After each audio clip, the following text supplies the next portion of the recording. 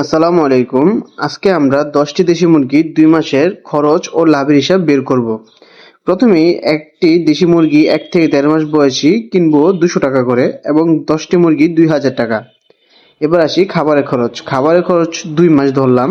ধরা হলো ধান ভাঙ্গা, ভুসি, ভাতের মাড়, অল্প রেডি ফিড। প্রতিদিন গড় খাবার খরচ 8 থেকে 10 টাকা প্রতিটা মুরগির জন্য এবং 10টা মুরগি 2 মাস খাবার খাবে 60 দিন। এতে বিল আসবে 6,000 টাকা, আমরা ধরলাম 5,500 টাকা। তারপর আসে ওষুধ ও ভ্যাকসিন। রানীক্ষেত, কৃমি ও ভিটামিন 300 থেকে 500 টাকা লাগে, ধরলাম 400 টাকা। অন্যান্য খরচ পানি, হাঁড়ি ও ছোটখাটো যে ব্যাপারগুলো থাকে তার জন্য ধরলাম 200 টাকা। এবার হিসাব করা হলো মুরগি কেনা 2000, খাবার খরচ 5,500 টাকা, ওষুধ 400 টাকা, অন্যান্য খরচ 200 টাকা, মোট 8,100 টাকা। এবার যখন 2 মাস পর বিক্রি করতে যাব তখন 2 মাস পারলে প্রতিটি মুরগির ওজন হবে 1200 থেকে 1500 গ্রাম। বাজার দর 560 থেকে 650 টাকা, ধরলাম 750 টাকা করে এভারেজে।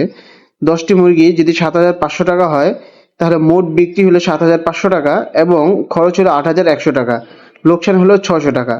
কিন্তু একটা গুরুত্বপূর্ণ কথা হলো দেশি মুরগি 2 মাস লাভ যদি লালন পালন করে বিক্রি করতে যান সেক্ষেত্রে আপনার লাভ কম হবে। যদি 3 থেকে 4 মাস পালন করেন সেই ক্ষেত্রে আপনার প্রতিটা মুরগি বিক্রি হতে পারে 1200 থেকে 1400 টাকা এবং 10টা মুরগি আসবে 12,000 থেকে 14,000 টাকা। তখন 3,500 থেকে 5,000 টাকা লাভ হওয়া সম্ভব।